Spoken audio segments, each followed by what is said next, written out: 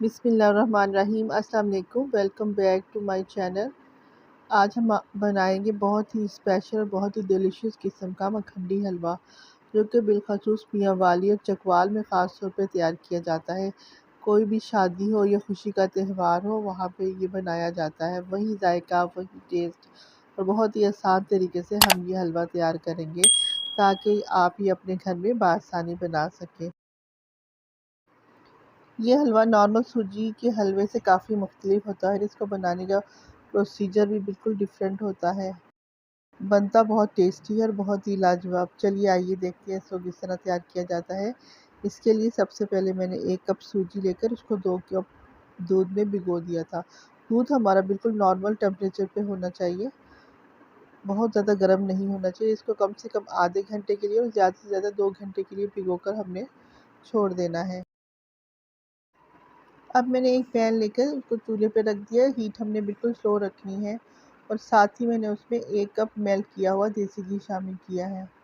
आप यहाँ पे बनास्पति घी भी शामिल कर सकते हैं, लेकिन देसी घी में हलवा बहुत ज़्यादा लजीज तैयार होता है।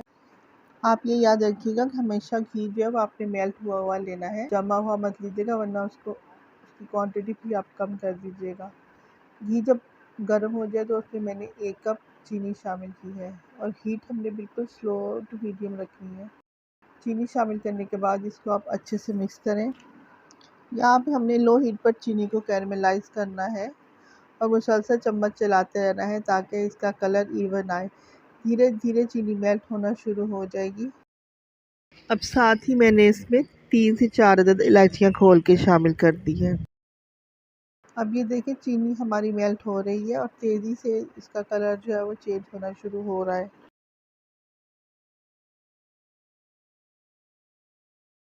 अब आप देखें कि चीनी मेल्ट हो गई है और उसके दाने भी ख़त्म हो गए हैं। हीट हमने बिल्कुल स्लो टू मीडियम स्लो रखनी है और स्लो हीट पे इसको जो है वो कुक करना है। और यहाँ पे हमें कैरमलाइज शुगर हमारी कैरमलाइज होगी, उसका हमने भी अच्छा कलर देना है, ताकि हमारे हलवे का कलर भी उसी कैरमलाइज पे डिपेंड करता है। जितना अच्छा हमारी चीनी का कलर होगा, उतना ही अच्छा हमारे हलवे का कलर आएगा। ये आप देख सकते हैं कि चीनी हमारी अच्छे से डिज़ोल्व हो चुकी है। इसको हमने अच्छे से मिक्स करना है और स्लो हीट रखनी है बिल्कुल। और अगर अब आपने इसमें सूजी का मिक्सचर ऐड करना है। इस मौके पर आप चाहें तो इसकी आंच बिल्कुल स्लो कर दें या हीट आप बंद भी कर सकते हैं। अब हमने आहिस्ता आहिस्ता इसमें सूजी का मिक्सचर शामिल करना है।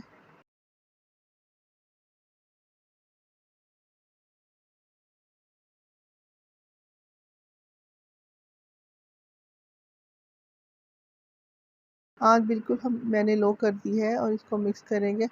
शुरू में हमें ऐसा लगेगा कि जो है वो कैरमलाइज बिल्कुल अलग हो रहा है और सूजी अलग हो रही है, लेकिन धीरे धीरे जैसे हम इसको मिक्स करते जाएंगे तो वो इसमें अच्छे से कंबाइन हो जाएंगे और इसकी जो गुठलियाँ भी डिज़ोल्व हो जाएंगी।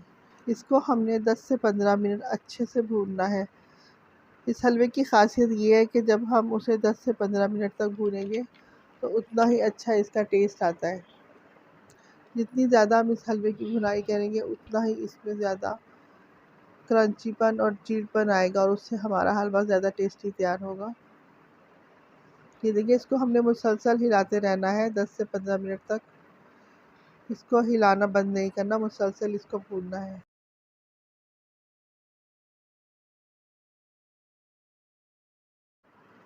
अब इस मौके पर मैंने इसमें ड्राई फ्रूट शामिल किए। आप अपने टेस्ट के अकॉर्डिंग जितने आपको ड्राई फ्रूट पसंद हो, वो आप इसमें ड्राई फ्रूट शामिल कर लें। थोड़ा इस मौके पर अगर आप चाहें तो घी इसका निकाल भी सकते हैं, वरना कुछ लोग इस हलवे को इसी तरह खाते हैं। हम जितना भूनेंगे इस इसका घी जो है वो डिज़ोल्व हो जाएगा। अगर दूसरा, अब इस मौके पर मैंने इसमें ड्राई फ्रूट शामिल किया है। मैंने इसमें अखरोट और बादाम मेरे पास थे, वो मैंने इसमें काट के इसमें शामिल कर दिए हैं। आप चाहें तो इसमें अपनी पसंद का मेवा शामिल कर सकते हैं। ड्राई फ्रूट ऐड करने के बाद इसको आप अच्छे से मिक्स करें और इसको मुसलसल भूनें, ताकि जो सूजी का कच्चापन है वो भी ख़त्म हो जाए और इसमें क्रंचीपन आ जाए। और इसको मुसलसल 10 से 15 मिनट तक इसको अच्छे से भुनाई कर लें।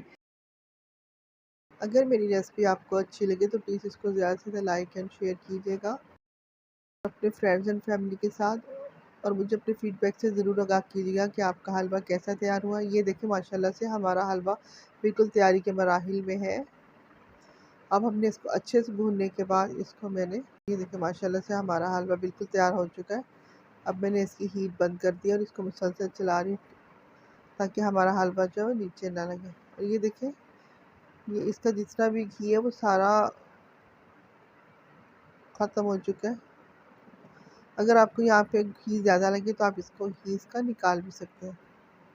अब हम इसको डिश आउट करेंगे। ये आप देख सकते हैं कि हमारा सूजी का हलवा दानेदार माशाल्लाह से कितना अच्छा तैयार हो चुका है। डिश आउट करने के बाद इसको आप ड्राई फ्रूट से गार्निश कर लें और इसको सर्व करें। अगर मेरी रेसिपी आपको अच्छी लगे तो प्लीज़ इसको ज़्यादा से ज़्यादा लाइक एंड शेयर कीजिएगा अपनी फ्रेंड्स एंड फैमिलीज़ में, और मुझे अपने फीडबैक से ज़रूर आगाह कीजिएगा कि मेरी रेसिपीज़ आपको कैसी लग रही हैं। मिलते हैं किसी नई रेसिपी के साथ। उस वक्त के लिए खुदा हाफिज़। अपना और अपनी फैमिली का ख्याल रखिएगा। मुझे अपनी दुआ में याद रखिएगा। Thanks for watching.